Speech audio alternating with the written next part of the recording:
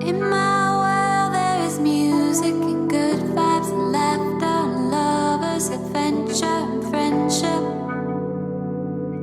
We know who we are. Welcome to Be the Wellness Podcast, where we help you master your body, mind, and the experience of life through insightful conversation, interviews with experts and thought leaders, all with a side of marital banter and some good old-fashioned humor. Yes, we are your hosts, Adam and Vanessa Lambert, and we're committed to helping you live life fully expressed physically, mentally, and experientially. Sit back, grab a cup of coffee, and join the conversation.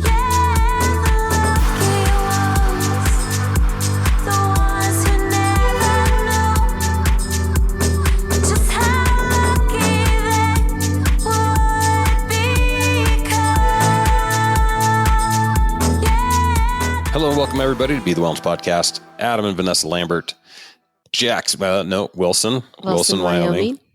Yeah, for those of you who aren't familiar with the Jackson Hole area, Wilson is like, 10 minutes away? It's like 10 miles to the west, east, south, northeast. Of the town of Jackson? Is that what you mean? I have no idea. We're on the west. So Wilson is on the west side West of Jackson Bank. Hole. That's right, yeah. We're West Bankers. We've been informed. You know what? Technically, I'm not sure that Wilson is on the West Bank. Oh, really? Yeah, I think West Bank is its own thing. Oh, okay, never mind. Like over there by the Aspens and the West Bank Center. And all that. Okay. We are nothing then. We're just in Wilson. Yeah. But it turns out that Wilson is kind of like the place that people really live. I mean, obviously people really live in Jackson Hole, but this is like kind of when you live in the community, a lot of people actually live in Wilson. That's true. A lot of people do. And since we're getting nitpicky about the vernacular, we are in Jackson Hole. Yes. Yeah. Oh, we are? Yeah. But it's just Wilson is the... Yeah. I don't understand. Okay. So, so it's actually somewhat confusing. So this is a little PSA for anybody who's not either spent a lot of time here or just maybe doesn't know. So Jackson Hole is the valley that we live in. And within Jackson Hole is the town of Jackson, the town of Wilson, the town of Moose, Moran, Hoback Junction, South Park, all of these little communities. In Jackson Hole, but our little township is Wilson. Yeah. Okay. And then downtown is Jackson. Jackson. Okay. Yeah. Which is also in Jackson Hole. Yeah. Okay. Right. And I think that used to be Jackson's Hole, but that was weird. Oh, yeah. Who's this Jackson? He was a trapper dude from like the 1800s, early 1800s that stumbled upon this place. Not the first person to stumble upon it, but the only one with a name that stuck. Yeah. Because I think technically Wilson was actually founded before Jackson. Oh. But yeah, it's a whole thing. Yeah, but none of this is that old. No, frankly. Well, I mean, and we've been taking tours out here a little bit recently, kind of scouting our territory, so to speak. And all of the guides say that like this place really didn't develop till the 90s, like 1990. Yeah. not 1890, not 1890s, like 1990. Yeah. Yeah. Well, and so in the greater. Yeah, we got all kinds of good tidbits about this area actually recently. So in the greater sort of Jackson Hole, Yosemite, northwestern Wyoming region, right? Yeah. Like back in the trapper days in the early 1800s, there were 50 resident trappers in this entire area. Yeah, that was it. Could you imagine? I mean, it's cold as you know what here. Like, yeah. Well, as what? Well, it's funny because, we live in our place that we have is like all windows. So pretty much the entire thing is as many windows almost as you can get away with. And so our friend Erin, who was visiting, she's like, it's like you guys live in a snow globe. Yeah. Well, it's true. Because when the snow, so we're like right at the base of Teton Pass on the west side of, we're as west as you can get in Jackson Hole. And so the wind here eddies a little bit, and the snow is so freaking fluffy. Dry and fluffy that it is like you're in a snow globe. Like you shook it up. Sometimes the snow's going up. Sometimes it's going sideways. Yeah. Yeah. So before you actually had walls where you could be inside the snow globe, you were actually outside the snow globe. You were like in the snow. And so, that's why no one lived here, because it was really freaking cold. Yeah. It's not a super hospitable place, right? So and the ground's not really good for farming. There's it's not really an ideal spot unless you're a trapper. Right. Yeah. And so that's what was going on here. Yeah. People were so trapping. there was like 5 trappers here until 1995. Yeah. Well, I mean, and obviously, indigenous people and all of this stuff, but like in general, this was not a populous area because it just wasn't like not a great spot. There's plenty of other places around here that have equally as much water and arguably less snow, Right. Are a little bit easier to deal with. But when we were out snowshoeing last weekend, we were in an area that where a couple of trailheads take off into what is the most remote place in the lower 48, which I did not know. Huh. Yeah. So I didn't realize. I missed that tidbit. Yeah. So basically, where we were at the lake. From by Lake Emma Matilda, which was fantastic when it's frozen and covered in snow. Yeah. It's probably nice in the summer as well.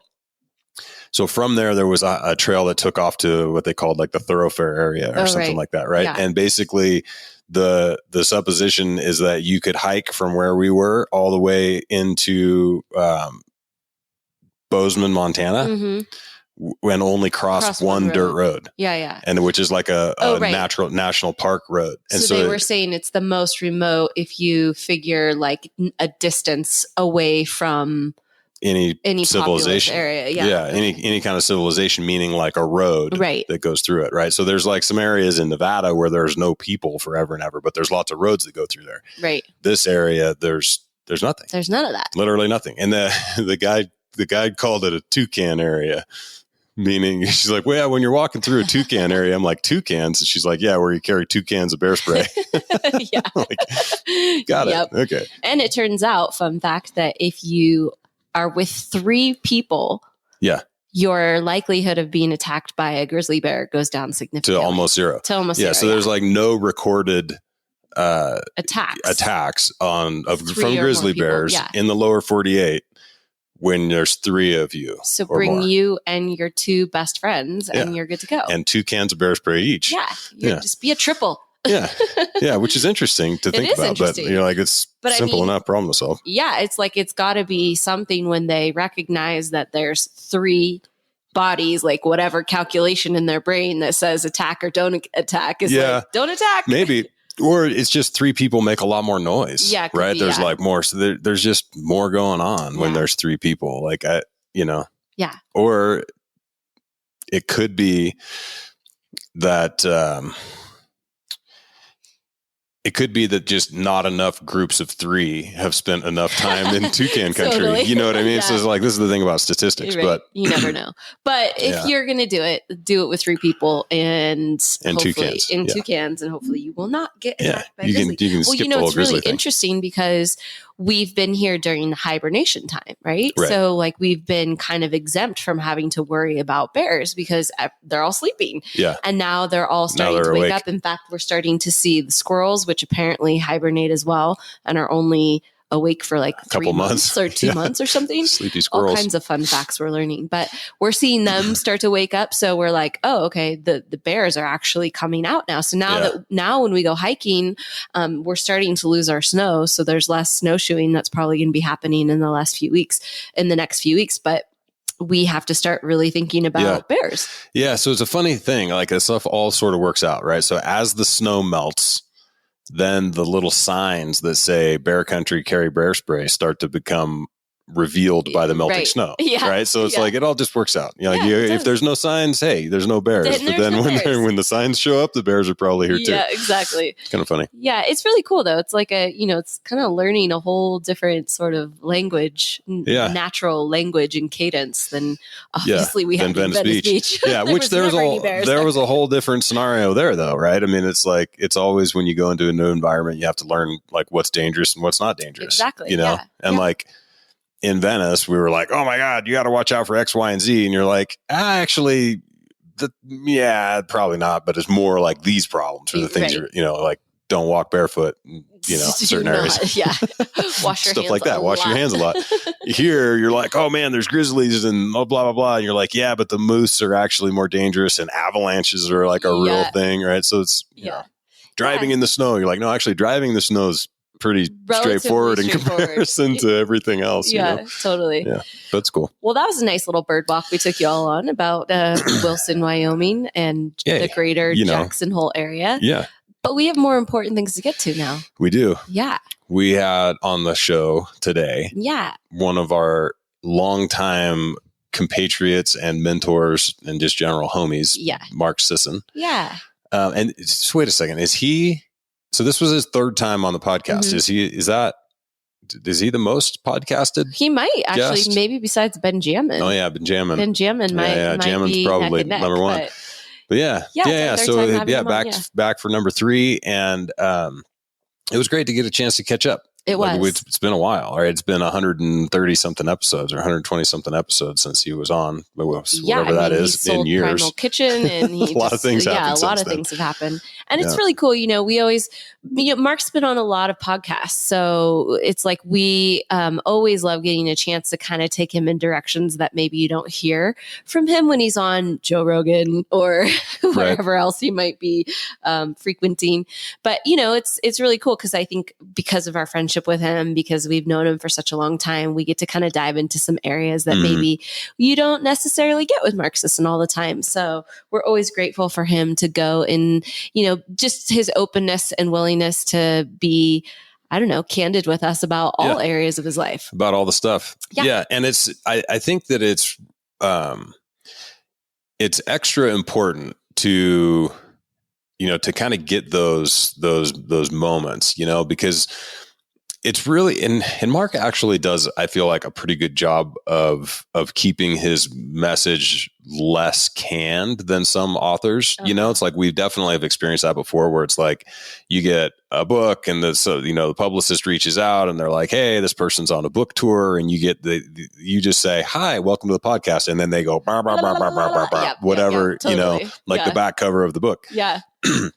And Mark generally doesn't do that, which is awesome. Yeah. And then with us, I think even less so, Right. And I think it's really important because especially, well, let's just talk about this book real quick. Yes. So, because the book is 2 meals a day, and basically, it's a very straightforward kind of guide to intermittent fasting, right? And intermittent fasting has been around for a long time, and it's been run through the ringer on all fronts, from kind of the evidence-based science world all the way to just purely kind of anecdotal evidence about fasting, through the ancestral filter of humans probably didn't always have food, so therefore fasting is likely part of our thing, right? But we also didn't always have antibiotics, right? And so, you're like, all right, well, so just because fasting was part of our history doesn't mean that it was necessarily a good part of our history, right? Are there like positive adaptations that we made to fasting, or was fasting just something that we happened to have to do in order to survive, right? So is there some part of our genetic makeup that responds well to fasting, or are we just set up to survive long periods without food, right? You see the difference between the two? Mm-hmm. It's like one of those things is like, oh, fasting's good for you. And the other is that, no, we're just genetically capable of dealing with it, right? And that's the argument, I guess, that happens kind of in the evidence-based world, is like, is there something magic about fasting, or is it just something that we can tolerate, and as something that we can tolerate enables us to be in a calorically restricted state long enough to see the benefits that we know that come from caloric restriction, right? So that argument, at least, is something that goes around in my mind a lot. So if any of you out there, if you read about this stuff, or you hear about it, or you follow any of the science around nutrition, like arguably you've probably come across this, And so when somebody comes out with a book that's positing that intermittent fasting is a good idea, I'm always curious as to why. Like, okay, well, why do you think that this is a good idea as compared to any other measure of getting to caloric restriction? And one of the things that I think that Mark does a really good job of, and we kind of talk about this a little bit at the end, is like describing who this is for, you know, and he did the same thing with the keto endurance book, right? Which, because arguably anybody could pick that up and be like, oh, I want to be an endurance athlete, so keto must be the right way for me to do this. But that's not the case. If you actually read the book, you know, he goes through and breaks it all down. Like, who is this for? What are the sort of low hanging fruit that you should have checked off the list before you dive into this world?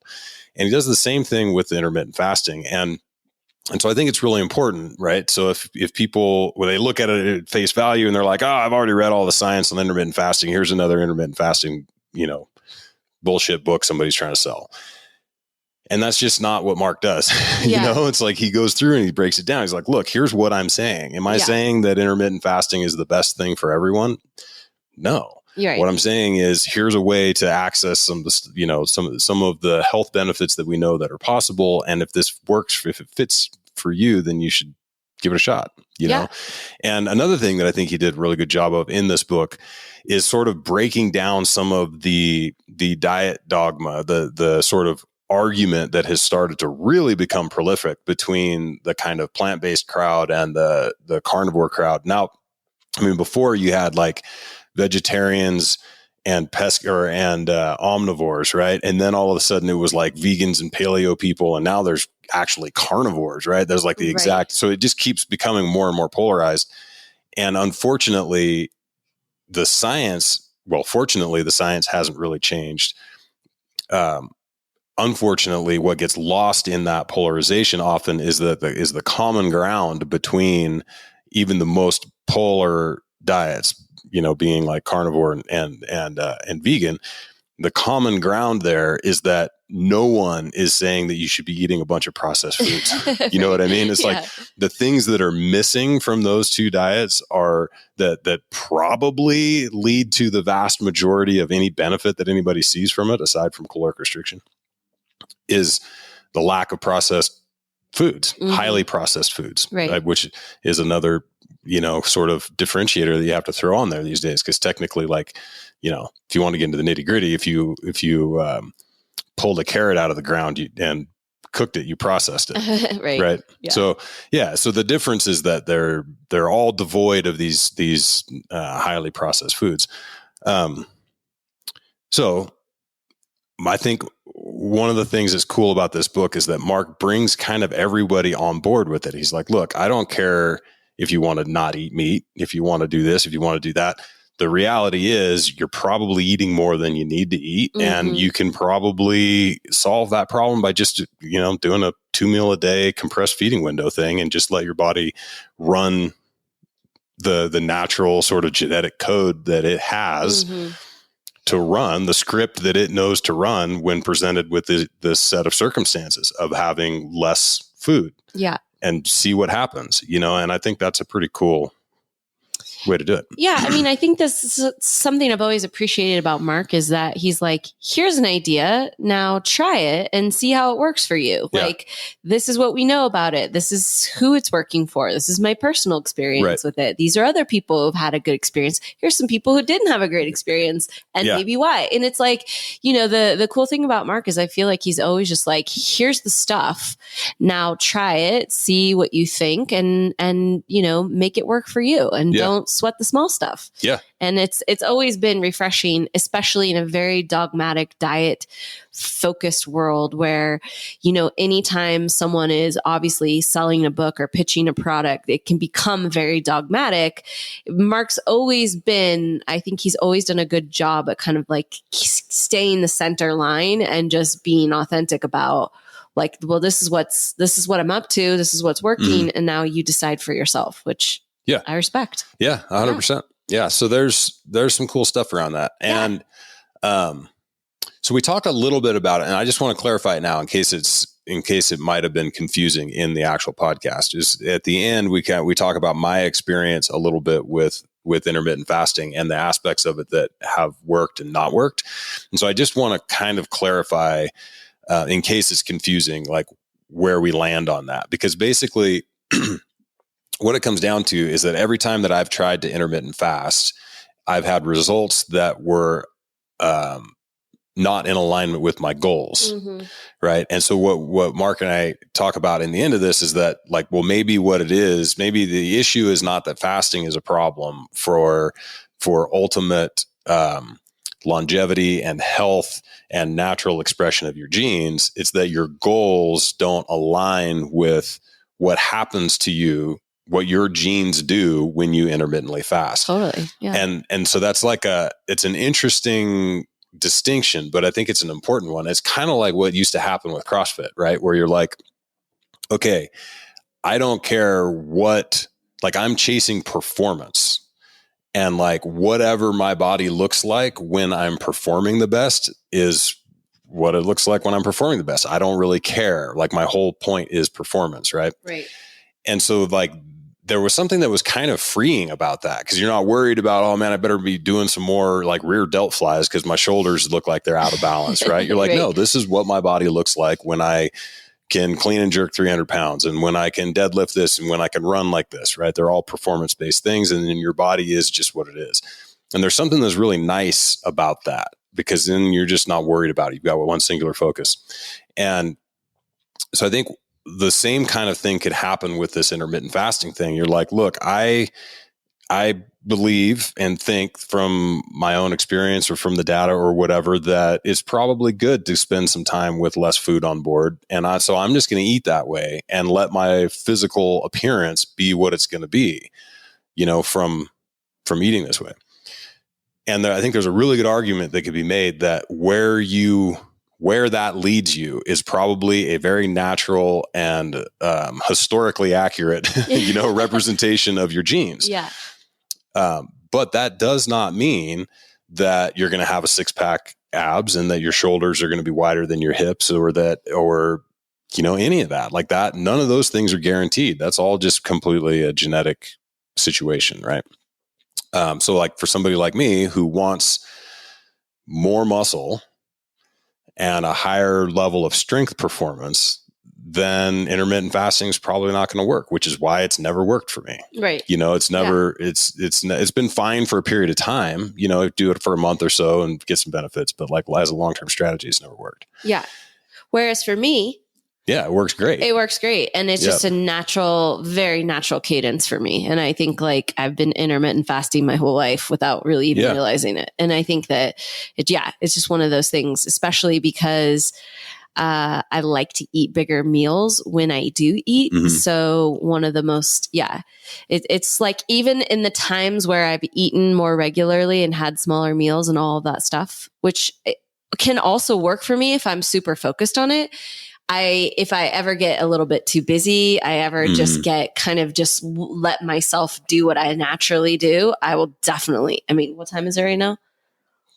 12:39. Yeah. Mountain. And I have not eaten. Then that's just a very natural cadence for me. But you've also had 2 cups of coffee with cream. Sure. Yeah. With a little bit of half and half. Yeah. And so, we could get down a whole nother rabbit hole of like what's fasting and what's not fasting. But we talk about that a little bit. We do. Which I think we do talk about that. Cool. So we should let the let's let the Sisson talk about the Sisson stuff. Yes. Here he is, Mr. Mark Sisson. And we are live. Welcome back to the show, Mark. Hey, great to be back, you guys. So good to hear your voice and just be in the same space again. It's been a minute. It's been more than a minute, a lot more than a minute. It's been a long time, too long, actually. Way too long. It's funny because we were in Malibu, I think last summer or something. And we were in our RV. We were doing some traveling in our RV, and we pulled in right there by Coogie's or whatever it is now. Coogie's. Oh, yep. Mm-hmm. Yeah, the classic. And I saw you sitting there, and I was like, "Oh, cool." We hopped out of the RV, and by the time we walked over, you were gone. I was like, just ships passing in the night. That's right. Yep. So it's nice to actually connect. So tell us about your new life. It's like a whole new world for Mark Sisson. Well, it's been over 3 years that I left Malibu. So I left the last part of 2017 and moved to Miami Beach, thinking it would be a temporary move. And then after about 6 months here, I'm like, whoa, this is pretty cool. This is like, a spa and a summer camp and a resort. And, right. There's all sorts of outdoor activities to do. And the water's a lot warmer. The sand's a lot nicer. Great vibe with the international aspect of it. Great music. I got a great gym here. I picked up fat biking, which is this fat tire biking. Nice. The big 4.5-inch wide tires, so you can ride on the sand and just do beach rides all day long. I love it. And it's cool because you have access to like Europe too, which, when you're coming from California, it's just always a thing. It's nice to just kind of be in that other it's zone. a big difference. Yeah. It's a big difference. Yeah. We spent not that you've been in Europe probably this last year, but I was. I was in Europe. Were you? I was in Europe for 2 months. Yeah. Oh, perfect. I was in Turkey during COVID. I was in Turkey for 3 weeks, and then I was in the south of France for almost 6 weeks. Oh, nice. Nice. Yeah. This whole mobile life thing, it's just the way to do it. I think so. One of the things I wanted for myself when I sold Primal Kitchen to Kraft, which is now over 2 years ago that I sold it. So wild. Yeah. Was to travel, was to just, be able to go someplace and not just stay for a week or two, but stay for a month or two. Mm-hmm. And that was, and we've been able to do that. That's so awesome. And you've got not so brand new grandbaby anymore. Is she close to 2 now? Yeah, she's actually 19 months in the next day or two. And just a bundle of joy and a lot of fun. And so our daughter, Devin, who lives in Pacific Palisades with her husband, Jerry. So we go back there and visit them, try to get back once a month for a week or so to hang out. And we... and then my son just came back from Germany. Kyle was in Germany for 1.5 years. Oh, wow. And it was his visit was extended by COVID substantially, but he just came back with his girlfriend who was German. And so they had to wait for her to get a student visa to be able to come back. They just came back about 3 weeks ago. And so they're also living in Pacific Palisades. So when we go back, we have family nights. It's great. That's awesome. Yeah. It's nice to have a footprint still in California, right? Yep. We just, I don't know. We haven't talked to you since we moved, but we just moved to Jackson Hole 3 months now. We've been here 3 months. Yeah. And same kind of thing. Our family's just all bolting out of California. And we're just like, okay, we don't have much of a footprint there anymore. It's a strange feeling. Yeah. I mean, I have to say, if we didn't have family there, I'd probably never go back to California. I lost the mojo, as they say. Yeah, it's really interesting, the energy shift there. Especially, you were in Malibu, so you're a little bit insulated up there, but in Venice where we were, it was just like, this is untenable Getting anymore. Crazier and crazier. Yeah. Literally crazier and crazier. Yes. Well, we liked it there in the beginning because it was somewhat crazy and bohemian. But there's bohemian, but not like crazy. And not now schizophrenic. Exactly. It turns out there's a difference. Yeah.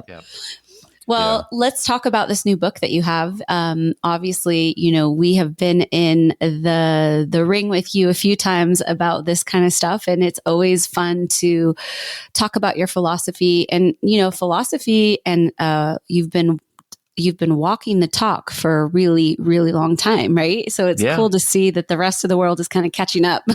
No, that's very cool. And the book, which is called 2 Meals a Day, is kind of the synthesis of everything I've ever written. So the science hasn't changed. What has changed is my wanting to find a way to convince people that this is a good way to go and to try it. Some of the stuff we did in the early days, the primal was probably a little bit was easy for some people because, the concept was you give up crappy foods and you just come down to real food. That made sense to a lot of people. So you give up the sugar and the industrial seed oils and the processed grains and other processed foods. And then from there, we got, as because you were involved in those early days, we had, hundreds of thousands, if not millions of people who were trying the Primal Blueprint and the paleo way of eating. A couple of years ago, I wrote a book called The Keto Reset Diet. I was really interested in keto. And so that became a New York Times bestseller. And that was my experiment into what the next level of metabolic flexibility could be. And that became the word that emerged for me was what I consider to be the holy grail of everything that we're looking for with whatever way of eating we choose. The holy grail is to develop metabolic flexibility, to be able to switch back and forth between burning fat and burning carbohydrates or burning glucose. And how we do that was really the challenge. It's like, how do you get to the point where you've developed this metabolic flexibility and you don't really need to adhere to a particular way of eating. In other words, you can use keto to help you become metabolically flexible, but you don't have to stay in ketosis to maintain it or to utilize the the benefit or to get the benefits from it. Right. So the 2 meals a day was a recognition that much of what happens when we develop metabolic flexibility and we're able to extract the energy from our stored body fat is we find out first that we don't need to eat that much food. Like, our bodies are pretty darn efficient at extracting energy from our stored body fat if we train it to and if we allow it to. And allowing it to means if we go long periods of time or longish periods of time without eating. The second thing that we start to understand is that hunger and appetite and cravings kind of dissipate when you're metabolically flexible. They don't run your life anymore. You're not tethered to a meal schedule that's based on 3 squares and 2 snacks a day. In fact, you find that with this flexibility and with this efficiency, you can skip a meal, skip 2 meals, skip 2 days of eating, and not only be none the worse for wear, quite likely be better off for having done so. So that's the really exciting part about this. But as I said in the beginning, it's convincing people that it's worth doing. B, it's easy to do if you choose the right strategy. Yeah, man, it's such an interesting, the nutrition world. I mean, nobody knows this better than you, but it's such a bizarre and often fraught with dogma world that it can be difficult. And this was something that we sort of bumped up against, or at least I did personally with paleo even, was that it kind of got to this point where the dogma around it was sort of starting to put blinders on people to emerging science and not necessarily even emerging science, but just anecdotal evidence of other ways of being, right? So, looking at hunter-gatherers, like Hadza, for example, right, who are living on relatively high carbohydrate diet from a sort of keto paleo zealots perspective. And everything just kind of started to get a little like, well, wait a minute, a big part of the reason why we were all attracted to this in the beginning was that A, the story made sense, B, there was like some logic being put into this, and it was this open-minded sort of exploration of what else might exist besides low-fat, food pyramid dogma or ideas. Yeah. No, the human body is very adaptive and resilient and can acclimate to a number of different food sources over time. And once again, if you have developed metabolic flexibility, it really becomes immaterial to a certain extent, whether you're a vegetarian or a pescatarian or a carnivore or you're keto or you're low carb, or, there are so many ways to approach this and to utilize this. But one of the sort of key elements to this is the fractal nature of eating. So with any of the hunter-gatherer units and with any of the, the ancient wisdom, any of the anthropological evidence, what we find is that humans evolved over, 2.5 million years of human evolution, but certainly 100 million years of mammalian evolution before that, in a environment where food was relatively scarce. And our brains are wired when we come across a food source to overeat it. Mm-hmm. And the beauty of that is that if we overeat the food, we not only provide energy for the next hour or two or day or two, but we have this incredible ability to convert the extra energy into fuel that we carry around with us on our bodies, conveniently located just above the center of gravity, on the belly, on the hips, on the thighs, right, on the waist. And that's one of the attributes that allowed humans to survive the rigors of a hostile environment for millions of years. This notion that we could find food and overeat, if you will, and then go a day or 2 or 3 without eating and be none the worse for the wear. In other words, be absolutely mobile and have full cognition and be able to hunt and go after the next source of food without getting hangry and getting upset and pissed at your mate or whatever. So that ability to store fuel, it seems that all of us have pretty much developed that. The problem is in modern society, with the access to all the food that we have everywhere, we've lost the ability to burn fuel. We've lost the ability to do the opposite, and that is take that energy that we've stored on our hips and our bellies and our thighs and convert it into energy so that we can move around and use that fuel and burn it off, so that there's a flux back and forth between storing fat and burning fat.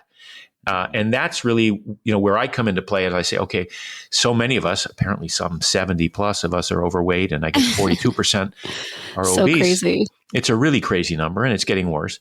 And yet, I know that through your own work that this is completely a solvable equation if you get the food dialed in right. Yeah. If you can understand that tapping into these hidden genetic secrets that we all have as humans, that we can teach our bodies how to burn fat effortlessly without ever thinking about it or worrying about it or wondering about it. The body has this ability it doesn't know whether the next 500 calories you get over the next half a day, come from the fat on your plate of food or the fat on your thighs. It doesn't know, It doesn't care. It has the same ability to convert that into energy. And that's this metabolic flexibility that we talk about.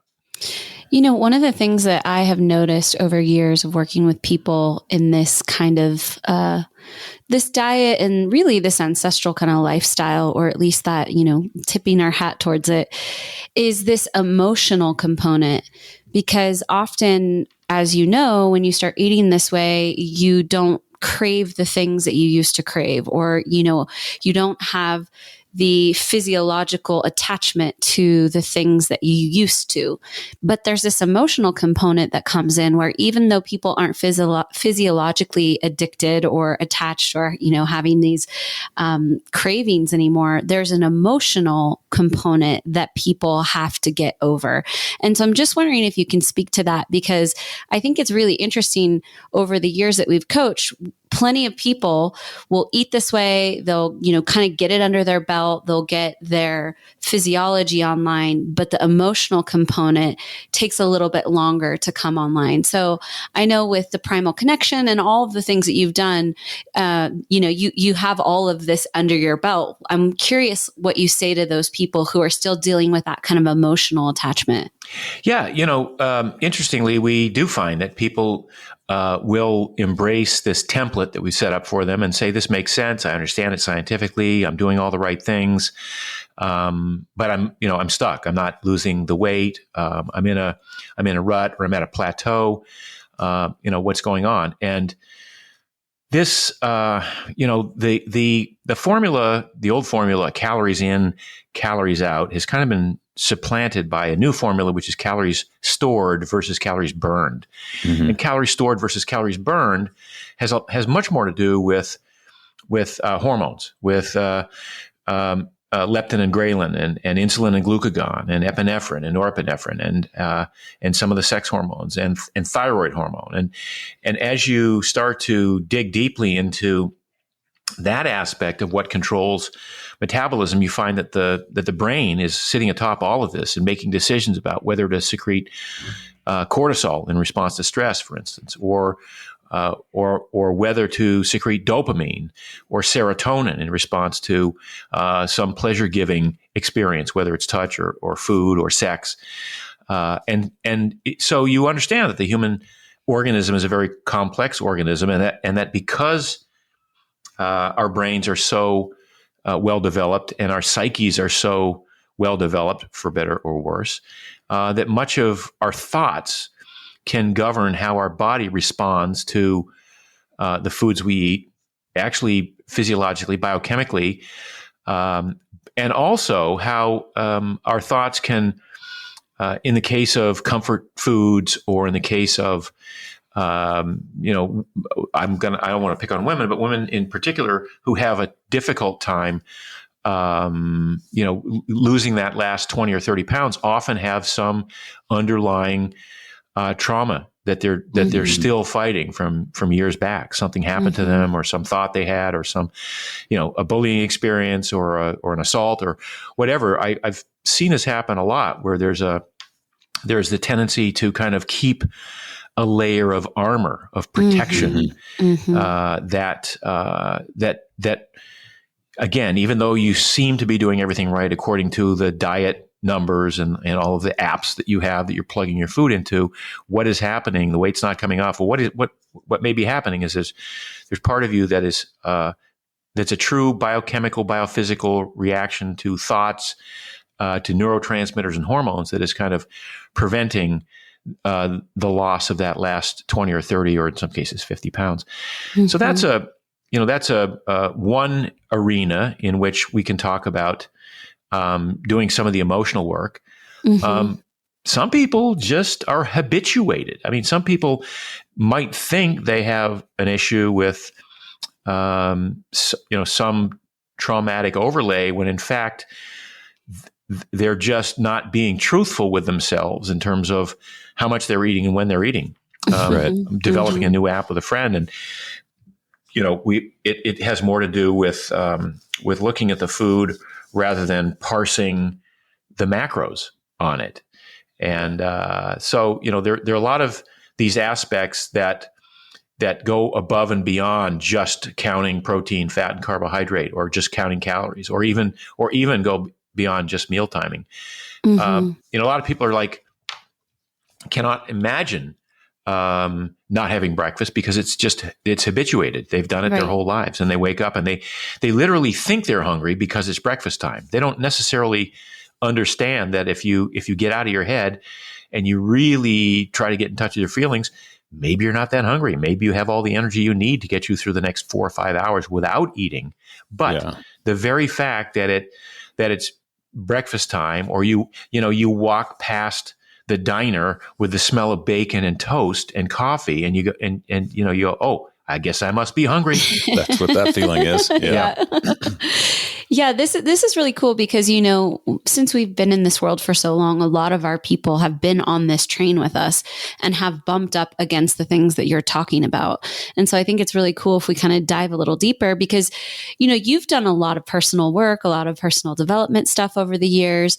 And so if we kind of dive into this emotional side of things, what are some of the things that you think would be beneficial for people to work through that trauma or work through that stored energy?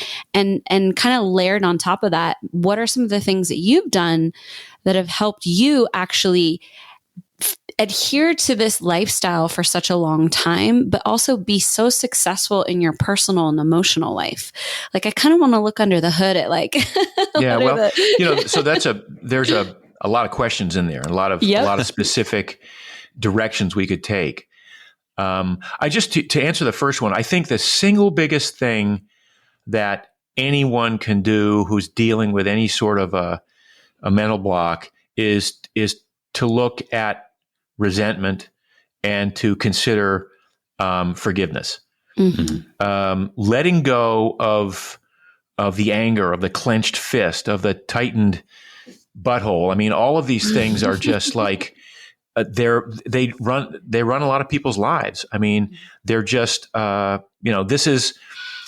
this is carrying a hot rock with you everywhere you go, getting ready to throw it at somebody who doesn't exist except in your brain. Mm-hmm. And I think the concept of forgiveness, and there were entire books written on it, and I'm not one who can elaborate on how to do it and how to go about it, because I think it becomes individualized. But just the idea, the recognition that forgiveness is not about, it's not for the other person, it's for you.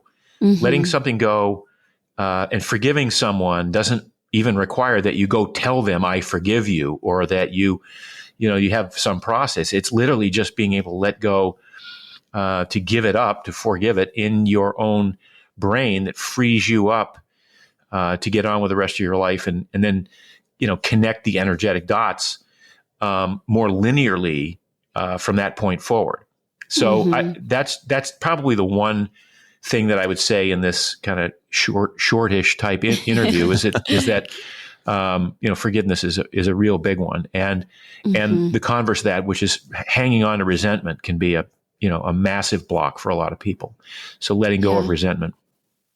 I love that because anyone who's been in health, fitness, nutrition in this whole world, the deeper you go, the more you realize it is so much about your mindset. It is so much about, like you said, the function of the brain and what's cueing that to activate in different ways. And so I just think it's always important to bring that part of it in, because there's so many people who have tried the primal diet, tried paleo, intermittent fasting, even to a degree, and they've had, a modicum of success or even great success, but somehow can't stick to it. And I always think it's important to bring that in and really give people, another chance to say, like, it wasn't the diet necessarily that didn't work for you, or it didn't necessarily, it wasn't a fail for you because the diet wasn't working. There's some other components here that maybe need to be addressed. And then when you come back to the diet, it'll be so much easier and more effortless to maintain. And I think probably the biggest area required in terms of forgiveness is forgiving oneself. Mm-hmm. Forgiving oneself for having tried and not succeeded. Absolutely. I don't really like the term fail, because, we learn from when we don't have success.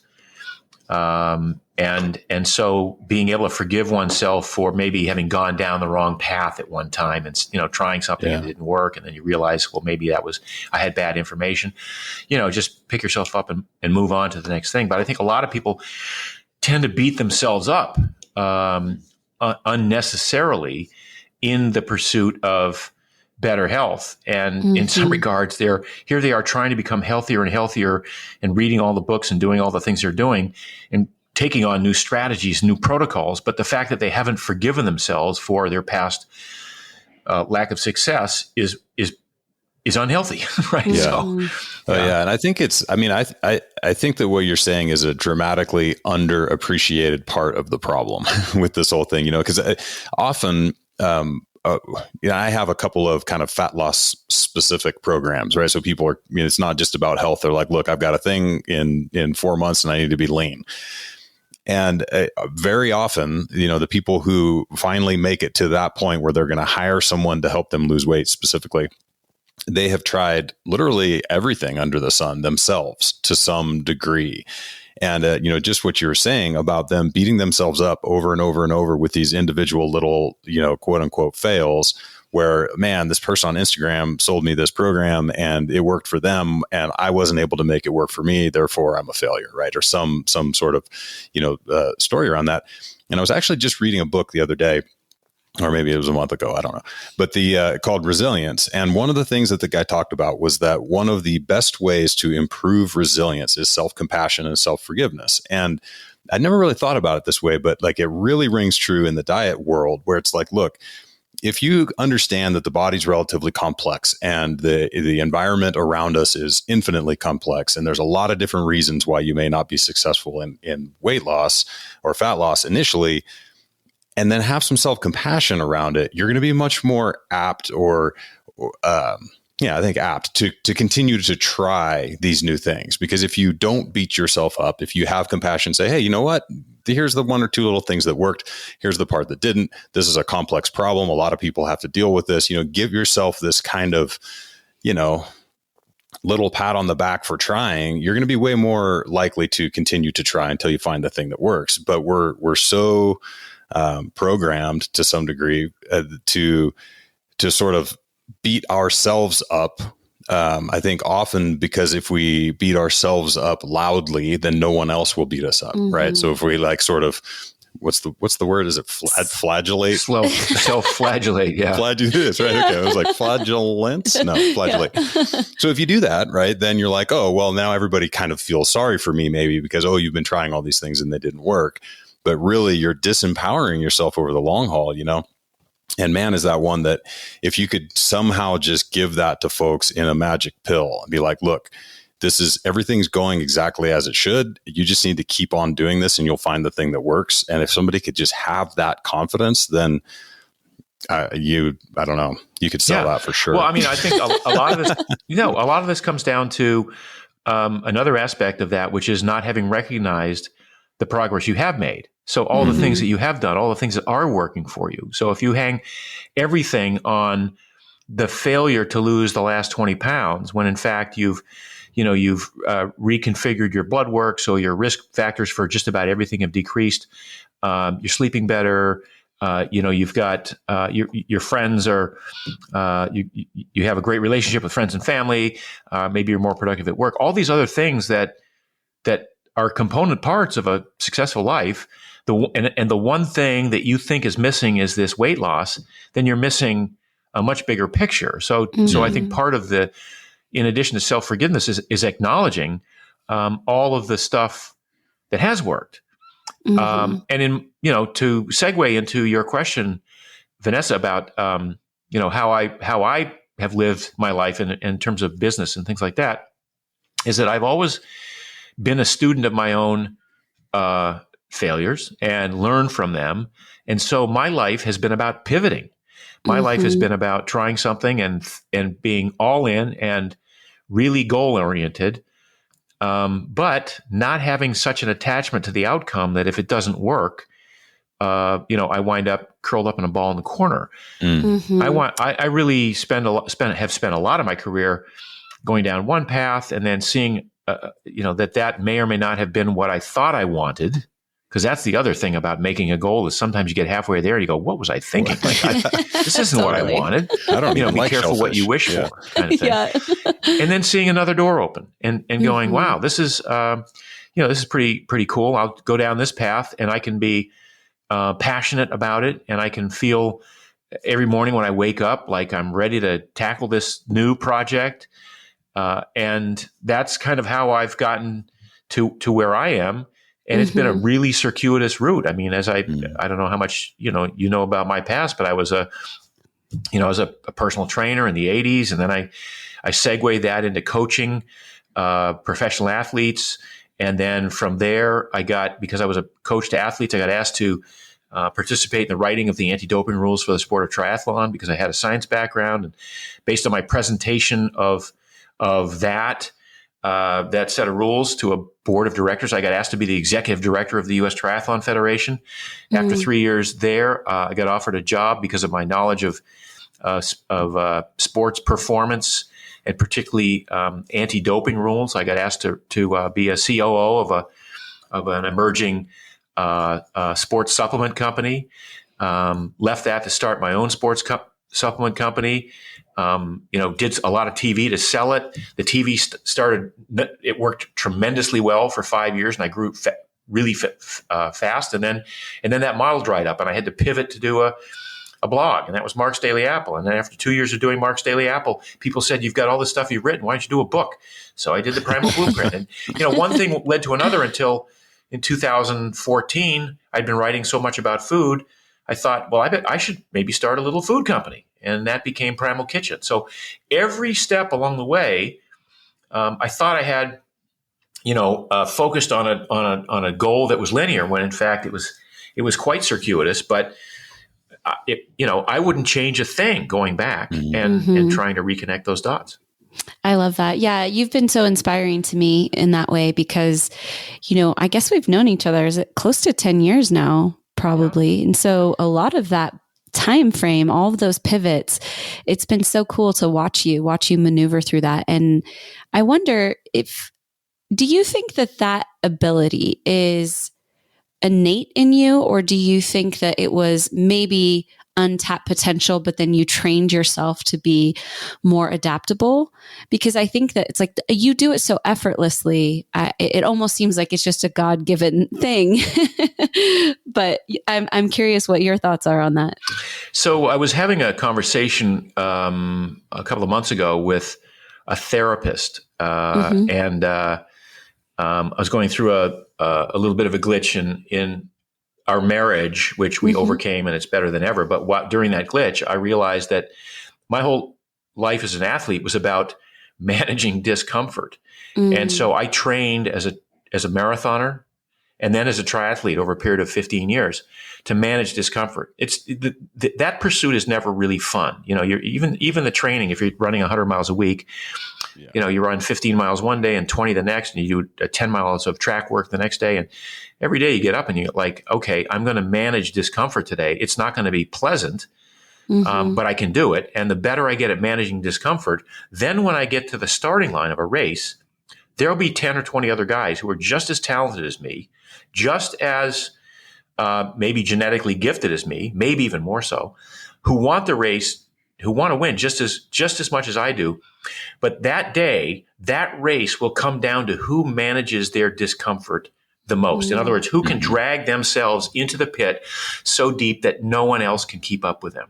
And that's the nature of endurance competition. And it's brutal, and yet it's great training for life. So it served me well as an athlete, and it served me really well as a business person, because I was able to manage the discomfort because I had trained for it.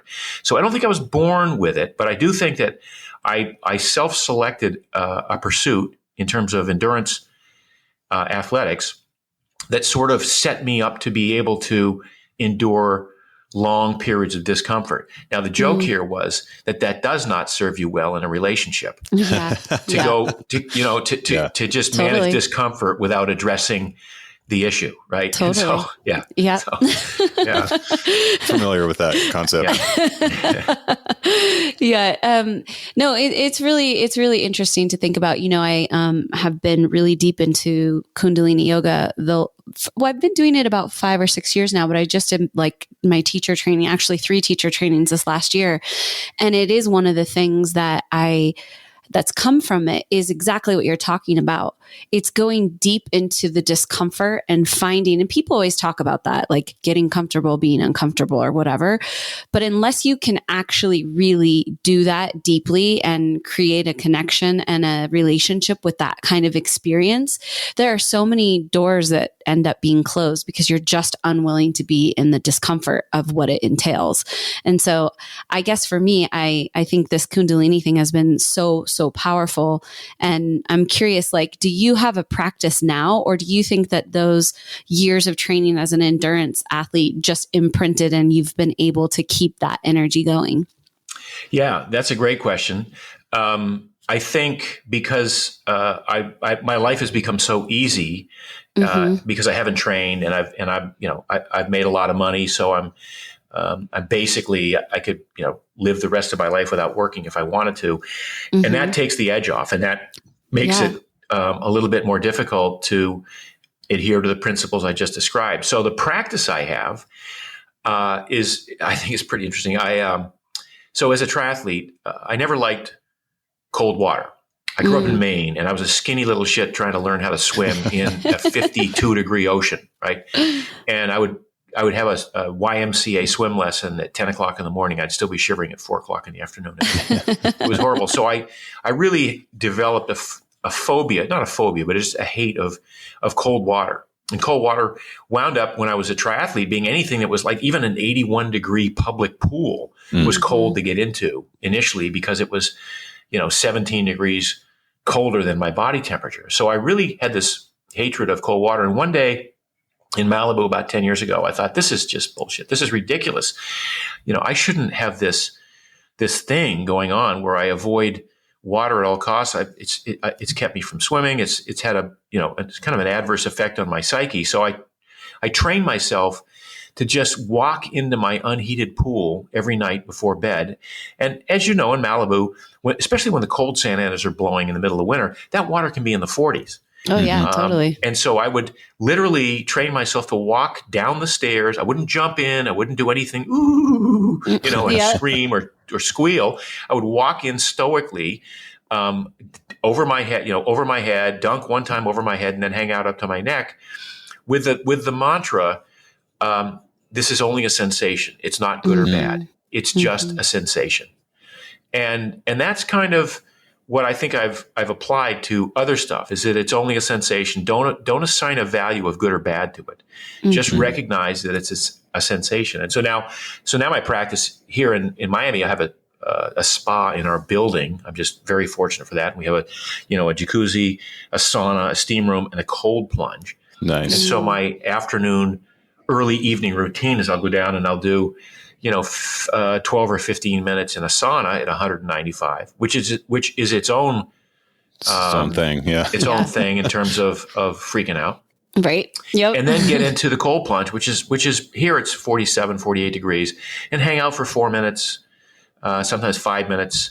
up to my neck, and just sort of breathing and counting and getting into that zone where, as I say, it's not good or bad. It's just a sensation. Mm-hmm.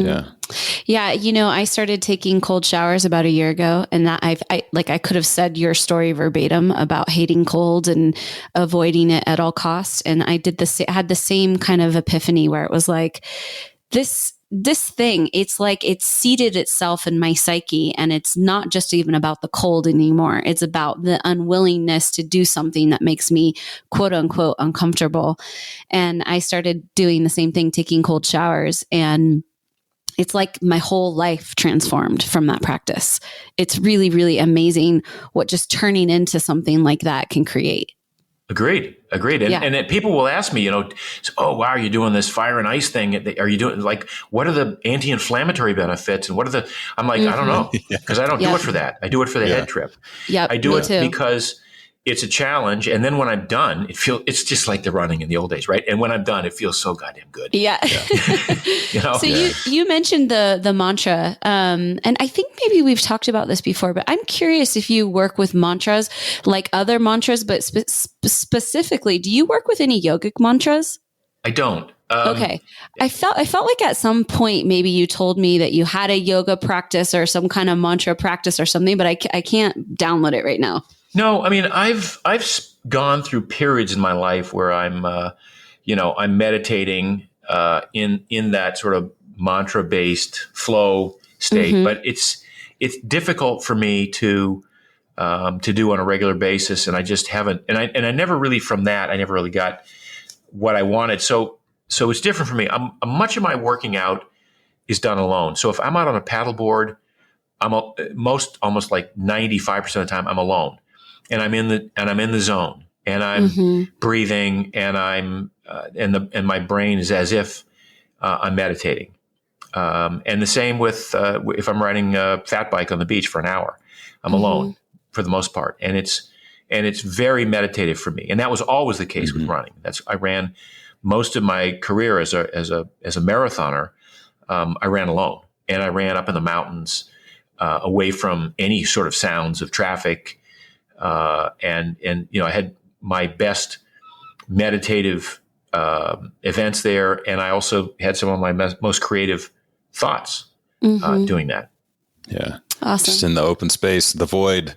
Yep. I mean, you just have to spend time there, or else there's never an opening for something interesting to show up, or at least that's been my experience so far. No, there's a constant bombardment of bullshit unless you do something to remove it, It's so true. And I think some of us, it's easier to maybe tap in and do that in a more stimulating environment. But like for me, it's got to be wilderness, ocean, something. Well, I mean, float tanks. Float tanks will let some stuff in.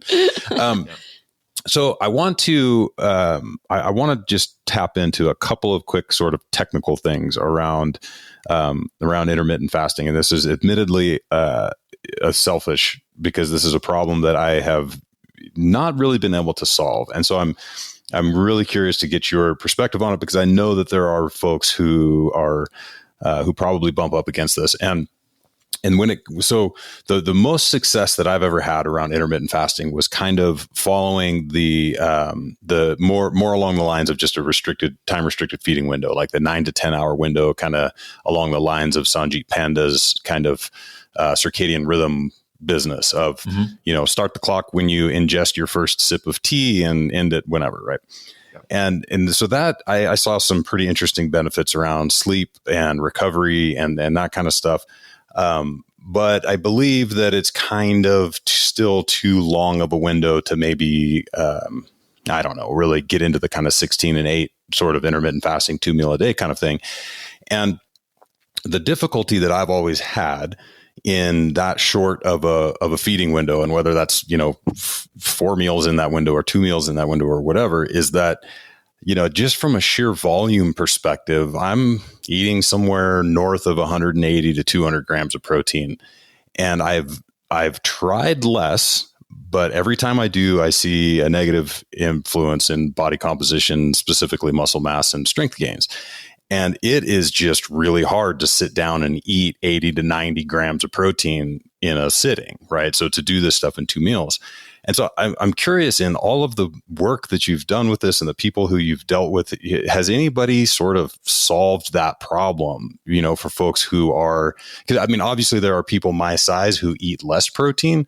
My experience has been that just doesn't really work out. So like, how are people approaching that? Yeah. The first question I'd ask is, what is your ideal body weight and body composition, Adam? What do you, I mean, are you like, and I'll preface that by saying, I work pretty hard to keep an extra 6 or 7 pounds of muscle on my body. And if I didn't lift, 2 or 3 times a week and didn't do the stuff I do, I would lose 10 pounds. And so that 10-pound loss is probably where my body wants to be. Yeah. But Instagram doesn't like my body out there. And so, I have my little workarounds that allow me to unnaturally maintain an extra 5 or 6 pounds of muscle. So, a lot of people, women in particular, who would be in my position, like, don't even talk to me about that, Mark. That is exactly like, if I had what you had, and I could just, if I didn't work out and I lost weight, I would be so happy. Yeah. But that's where my body wants to be. And I'm paying a little bit of a price to be, a little bit ahead of that curve from a vanity point of view. So that's my story. Tell me about you.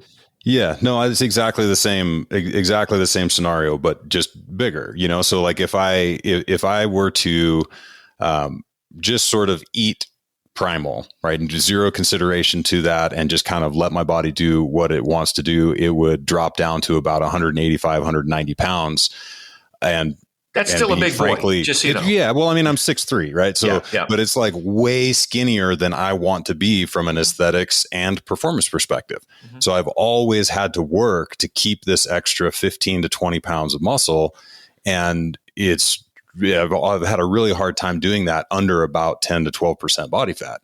Right. And again, same exact story. Right. So I'm like, oh, poor you, stop eating and you lose 10 pounds, but that's just sort of the reality. And so, so that's so me. You see where I'm going with this. And that is that if you adhered to, the idea that, our bodies sort of know where they operate best. Mm-hmm. And in a world where, vanity wasn't such a consideration, you at 185 or 190 would be the ideal hunter. Right. You would be your power to weight ratio would be better than it is now, I suspect. Mm-hmm. Certainly after some amount of adaptation. Your metabolic rate would drop in a good way. I mean, one of the things that we talk about with, the irony of people who are trying to be healthy and trying to have low body fat and trying to have as much muscle mass as possible is they want to ramp up their metabolism. Like, dude, I'm trying to get my metabolism as high as I can. I want to rev as high as I can. I want a high metabolism. I want to be able to eat as much food as I can. And that's sort of counter to being a human. The true human experience is to be healthy and pass the genetic material along to the next generation and to live as long as you can without being sick. And part of that is to optimize things like your metabolic rate. And when I talk about metabolic flexibility, I also talk with a little bit of an asterisk about metabolic efficiency. And as you become metabolically flexible, you also become more efficient. And so when I say that you realize pretty early on in this 2 meals a day strategy that, God, I was eating way too much food. I'm getting just the same results on 30% fewer calories on an average daily basis than I was, a year ago. And how is that? Well, how that is you become more metabolically efficient to the extent that when I was eating a lot more calories, I I slept a lot hotter. My body, which doesn't like to store fat that much, chooses instead to try and up my the thermogenesis and tries to up the temperature. And I have to say, that's not a good thing over time. That is not something that's serving me or serving you well. Now, what's the cost in terms of years of life lost? Yeah, it's probably a day and a half. Who knows? It's probably not a significant amount, but it's still there. It's still, that's your body doing something that hasn't, because your brain has decided you want to look a certain way and you want to perform to compete at a certain level, that you're going to have to in order to make this omelet, you're going to have to break some eggs, literally. Right. And there's a cost attached to that. And I'm just saying, well, that's a choice that you make. So maybe, to answer your question, maybe you're not one who's going to be as well served for your goals, by this particular concept of a 16 or 18 hour window of not eating. Right. Yeah. I think that's really well said. And it's something that, so when I did do this in the past, it was very, very easy for me to do. Like, that's one thing, so to your point of like, maybe what I'm doing is actually forcing my body into sort of a somatotype that it's not normally hanging out in, right? This is not my genetic makeup, because it is really easy for me to fast and to get into that zone. So I think you're 100% right in that. I'm sort of fighting my genetics to some degree in this realm. But this is, so the other thing that you said here that I think is really important for people to sort of wrap their heads around is that there's a cost to sort of shirking your genes one way or the other, or circumvent them. Circumventing. Yeah, there you go. And maybe it's a very small cost. Like you said, maybe it's a day and a half, maybe it's totally worth it. But just having that understanding that, what you're describing, and it just fits so well in the sort of ancestral filter that we like to put on everything, is like, what you're describing is probably going to give you the optimal result for longevity and just how your body wants to express the genes that it was given. But if you want to do something else, then that's where I think it's really important that people be able to make that decision and say, look, maybe this won't work for me because I want to do X, Y, or Z. So this is one of the things that I ran into a lot when I was still working in the fire department, is you have these guys who want to be big, fast, strong, and they don't sleep at all. And they have terrible habits with caffeine and alcohol and all of this stuff. And they're like, you know what, I'm going to try intermittent fasting on top of the whole thing. You're like, man, you're okay. So intermittent fasting with donuts and Budweiser is like not,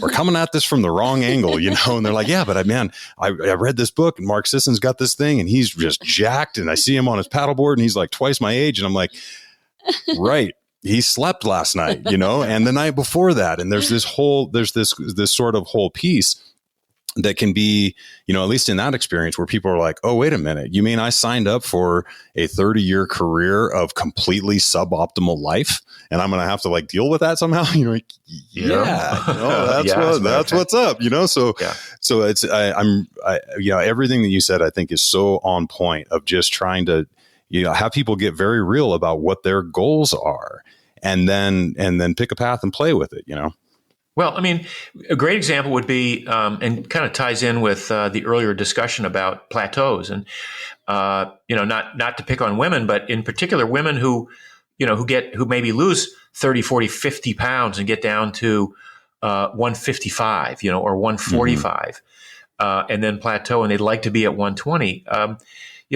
Very often people have, they have familial genes that are just going to make it that much more difficult. Maybe your body loves you at 145 and your body fat is 18%. It's not 12, and you're not going to be on the cover of Shape magazine no matter what you do.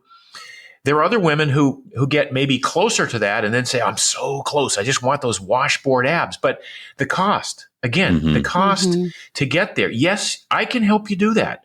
Like, we can do that, but it's going to be detrimental to your health. So from your physiologic and your perspective, it's going to be damaging. But from your ego, we can get you those shots. We can get you those pictures, but it's not sustainable, right? Because that's not where your body wants you to be.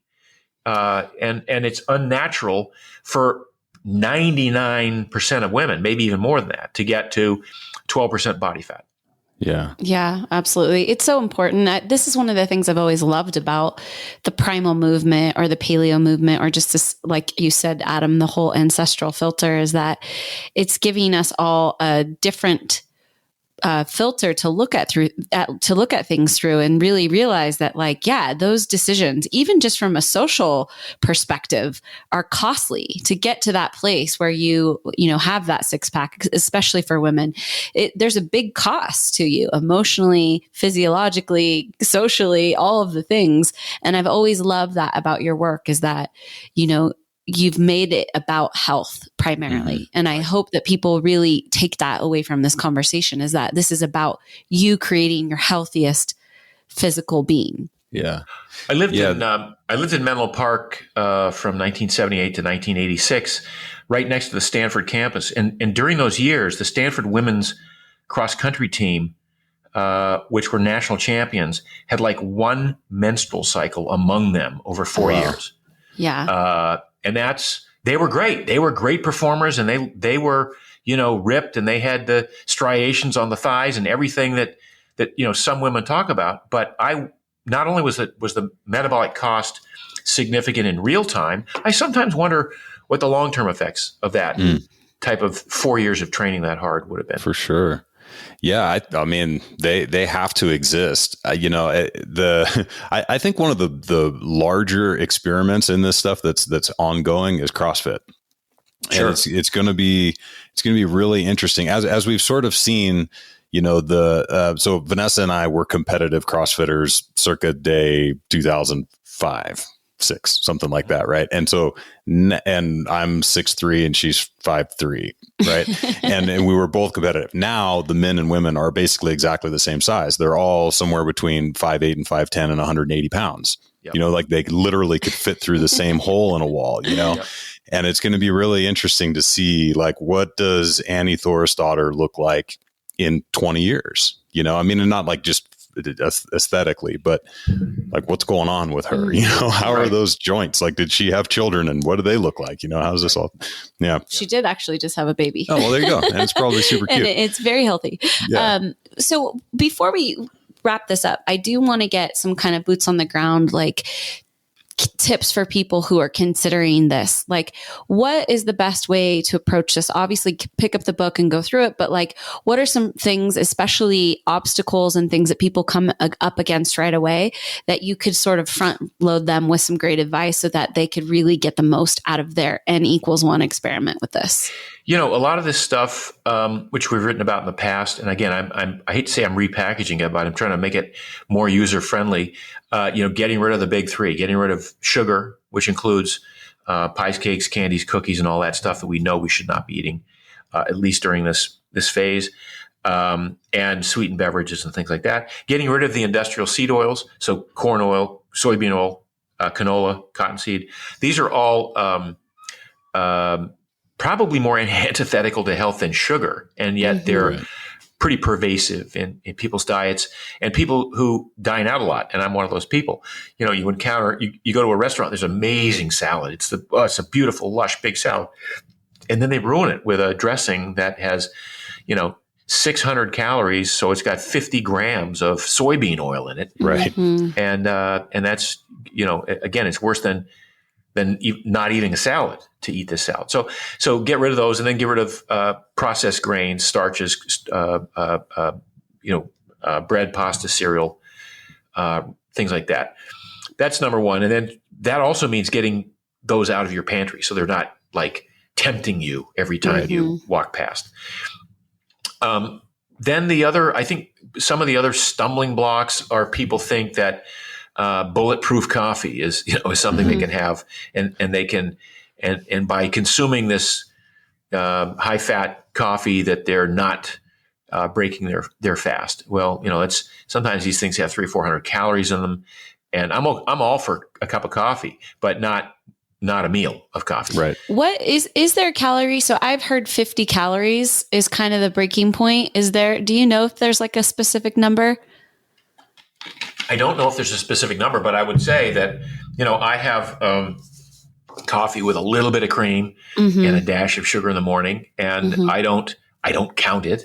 Right. I like the fact that caffeine mobilizes free fatty acids pretty efficiently. So, and I'm just, I'm habituated to it. So, yeah. Right. You got to have some things, right? Yeah.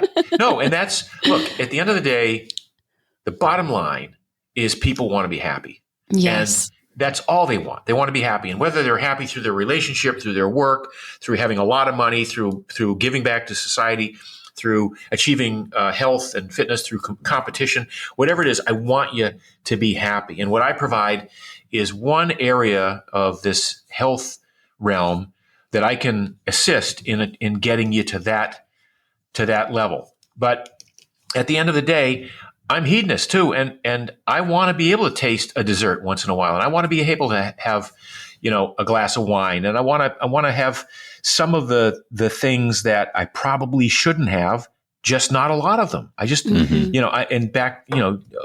talked about the draconian nature of the original paleo laws, zero alcohol, zero dairy, zero legumes. I mean, Jesus, it was way too oppressive and was uninteresting to even me, who was looking for performance. Right.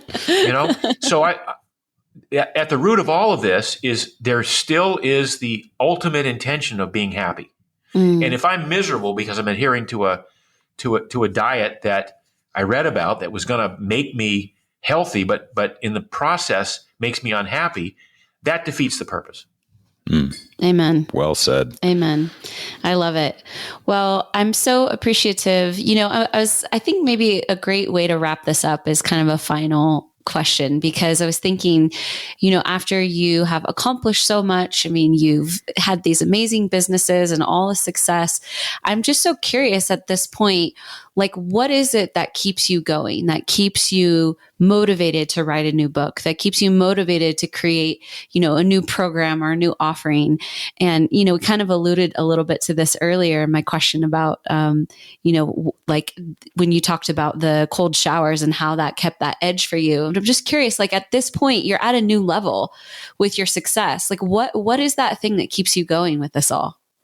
It really is. I keep thinking I got one more big thing in me, and I don't know what it is. I'm sitting here, I'm an angel investor in about 12 startups right now, and I mentor them, and it's a lot of fun, and I'm very excited, and I think I can help move the needle. But I'm still sort of looking for my one last big effort that changes the world in some sort of a fashion. My whole goal with the Primal Blueprint, with Mark's Daily Apple, was to change the way the world eats. And then with Primal Kitchen, it really took shape. Now we have millions of people who buy the product, so I'm changing the way the world eats.